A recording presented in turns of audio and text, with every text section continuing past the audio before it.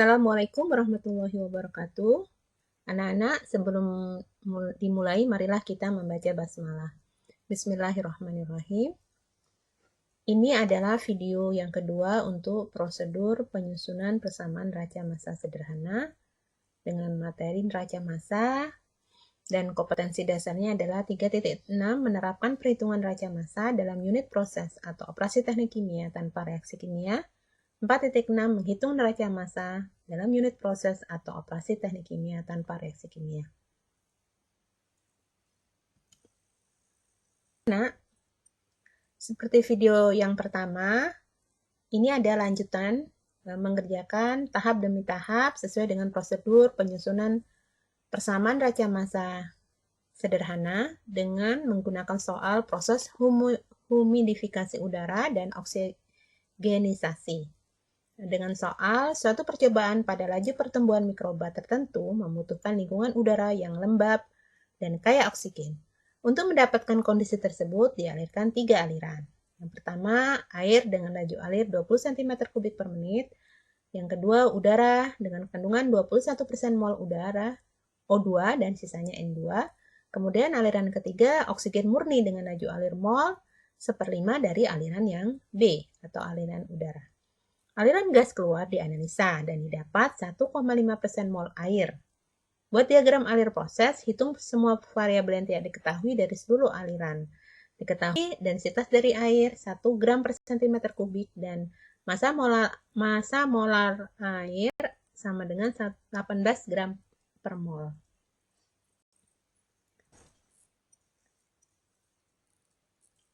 Anak-anak, pada video sebelumnya, pada video yang pertama, kita sampai pada tahapan yang keempat, yaitu konversikan dengan soal seperti ini, yaitu pengkondisian suatu sistem pertumbuhan mikroba dengan mengkondisikan udara yang lembab dan kaya oksigen, terdiri dari 3 aliran, yaitu air, udara, dan oksigen, dan keluarannya adalah aliran gas. Diagram alir yang didapatkan seperti ini, yaitu terdiri dari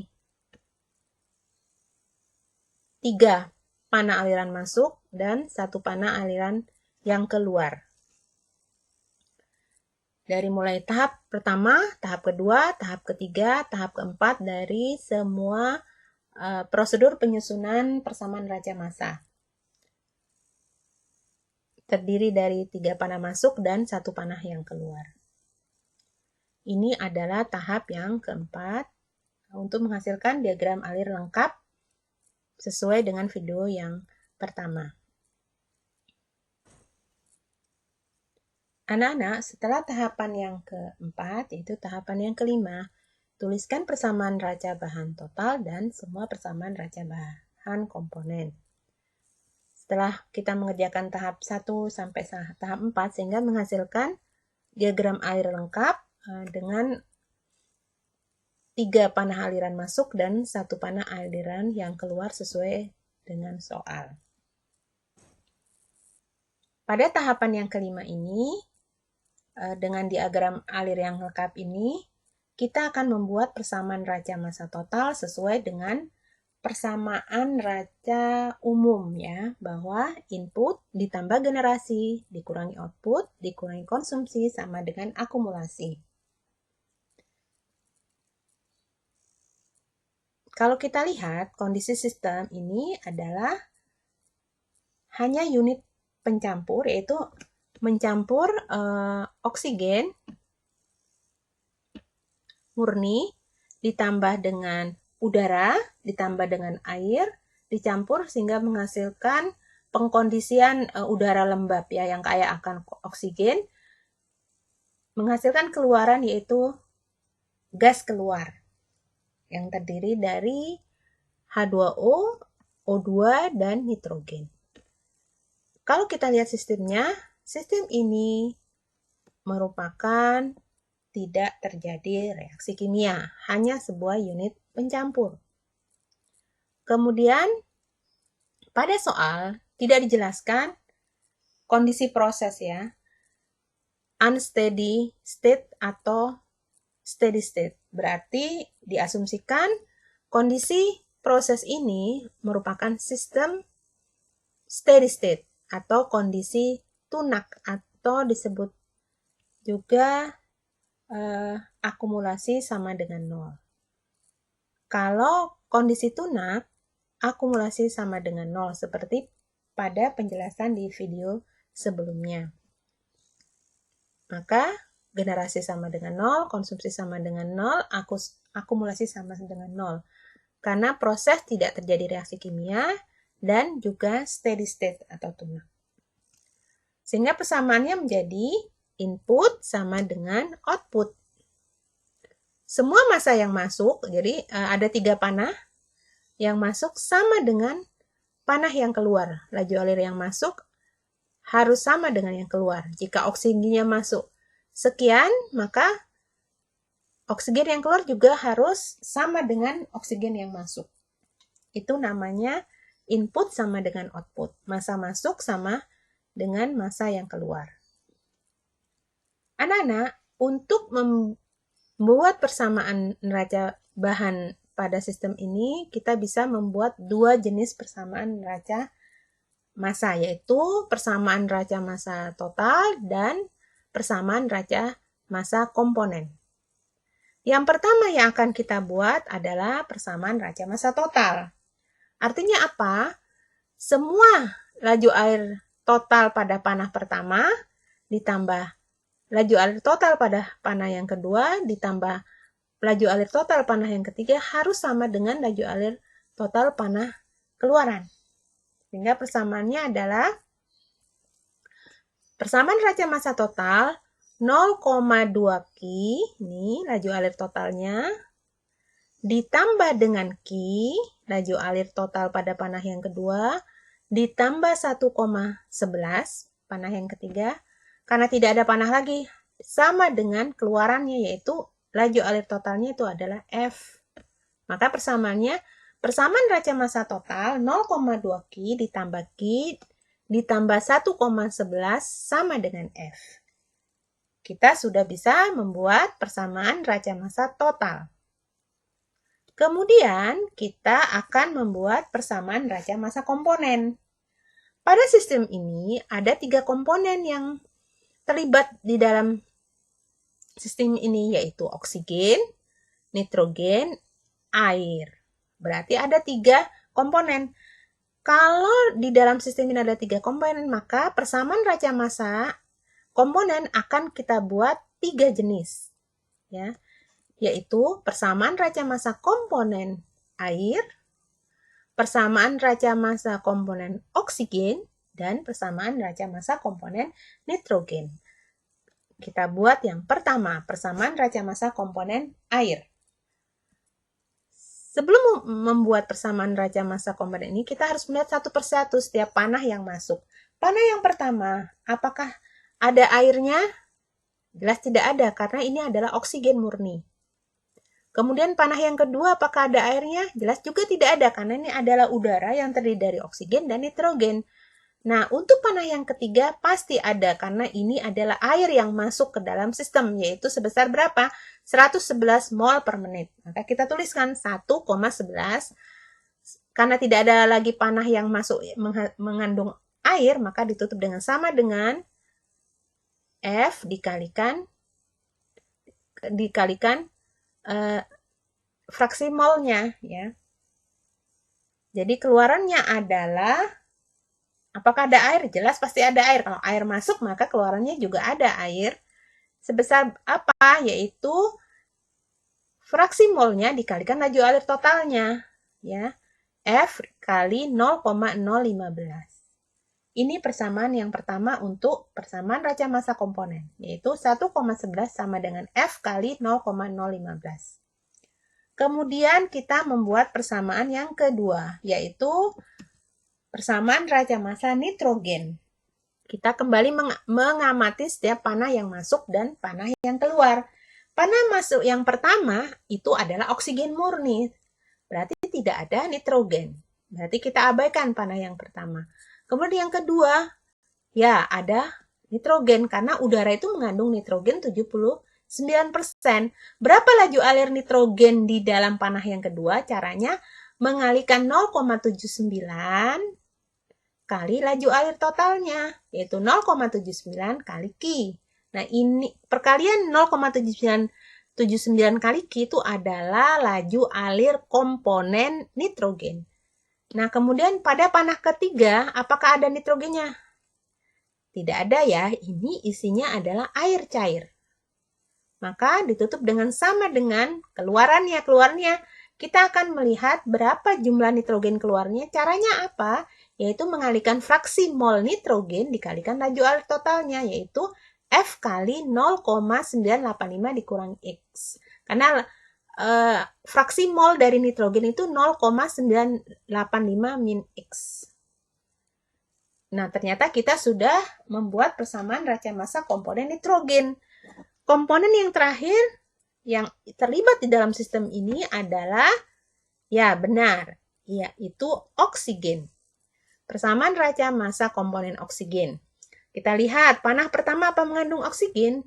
Pasti, karena ini oksigen murni. Sebesar berapa laju alirnya? 0,2 Q.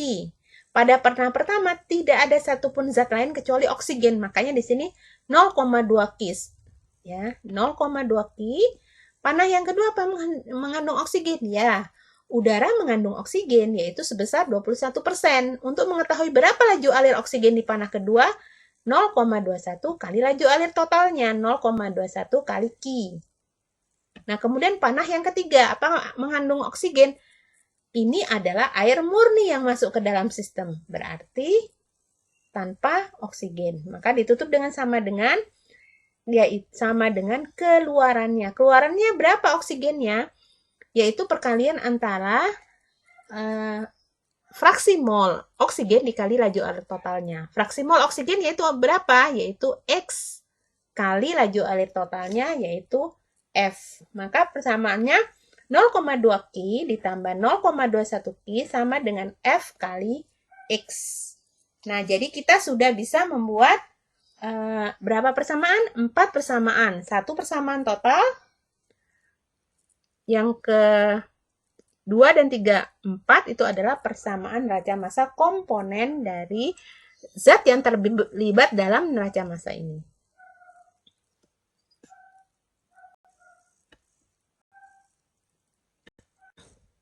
Nah, anak-anak, kita masuk ke tahapan yang ke-6, yaitu penyelesaian semua persamaan raca bahan.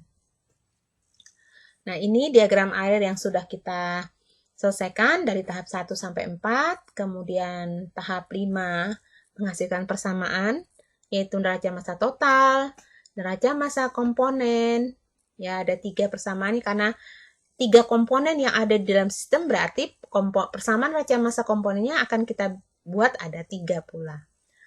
Kemudian bagaimana penyelesaiannya? Jadi yang pertama kita lihat dulu, kita bisa mana dari keempat persamaan ini yang bisa kita dapatkan variabel yang tidak diketahui. Pada persamaan raca massa total di sini ada 2 variabel, bahkan 3 ya. Ada 2. Bukan 3, 2 nih, Q dengan Q dan F. Sulit untuk menyelesaikan. Kemudian yang ke N2 misalnya, ternyata lebih banyak lagi, ada Q, F, dan X. Itu susah untuk menyelesaikan. Kemudian oksigen juga ada Q, F, dan X. Yang bisa terselesaikan yaitu dengan menggunakan neraca massa komponen air. Karena ini hanya satu variabel yang tidak ketahui, maka kita selesaikan menggunakan neraca massa komponen air, yaitu 1,11 sama dengan F kali 0,015. Hasilnya sama dengan ini ya, 74. Tinggal dibagi saja ya. F sama dengan 1,11 dibagi 0,015, hasilnya 74,1 mol per menit. Nah, mol per menit ini laju alir. Nah, alhamdulillah sekarang F-nya sudah bisa kita dapatkan variabel yang tidak diketahuinya. Kemudian kita akan mencari F supaya mudah. Baiknya kita masukkan ke dalam neraca massa total ya. Karena kalau menggunakan neraca massa yang lain ada X. Nah, kita menggunakan persamaan neraca massa total. Ini neraca massa total. Kemudian kita jumlah dulu 0,2 dengan Q, 1,2 Q. Kemudian F-nya juga kita masukkan hasil dari persamaan neraca massa komponen H2O 74,1 sehingga menghasilkan 1,2 Q sama dengan 74,1 ditambah 1,11. Hasilnya Q sama dengan 75,21 bagi 1,2 yaitu 60,8 mol per menit. Nah, sekarang kita sudah menyelesaikan dua variabel yang tidak diketahui yaitu F dan Q. Nah, kalau Q ini kalau 0,2 berarti laju alir oksigennya tinggal 0,2 dikali 60,8. Ini adalah total laju alir oksigen murni yang masuk ke dalam sistem. Kemudian kita akan menyelesaikan X. Kita menggunakan neraca, bisa dengan menggunakan N2, bisa juga dengan O2. Dalam hal ini kita menggunakan pilih salah satu yaitu N2. Nya sudah diketahui, F-nya juga sudah diketahui. Tinggal dimasukkan saja 0,79 kali 60,8 ditambah 7 sama dengan 74,1 dikali 0,985 dikurang X. Kemudian perkaliannya 48,032 sama dengan 74,1 dikali 0,985 dikurangi 74,1 X. Hasilnya 48,032 sama dengan 72,9885 dikurangi 74,1 X. Pada saat inilah untuk penyelesaiannya diperlukan kehati-hatian karena memang untuk menyelesaikan persamaan pindah ruas itu perlu kehati-hatian dan ketelitian. Nah, kemudian 24,9565 sama dengan 74,1 X. Dan X hasilnya 24,956 dibagi 74,1 hasilnya 0,337 mol O2 per mol. Jadi untuk satuan kita selesai dituliskan ketika menyelesaikan persamaan. Ini mol per menit, ini juga mol per menit, ini juga mol O2 per mol. Untuk yang di tegahnya tidak perlu ya diagram alir menggunakan satuan yang lengkap sehingga pada persamaan neraca massa tidak perlu menuliskan satuan lagi. Jadi kalimat ini supaya bisa memudahkan ketika kita menyelesaikan semua persamaan neraca massa. Jadi pada tahapan yang ke-6 ini ada tahapan yang terakhir.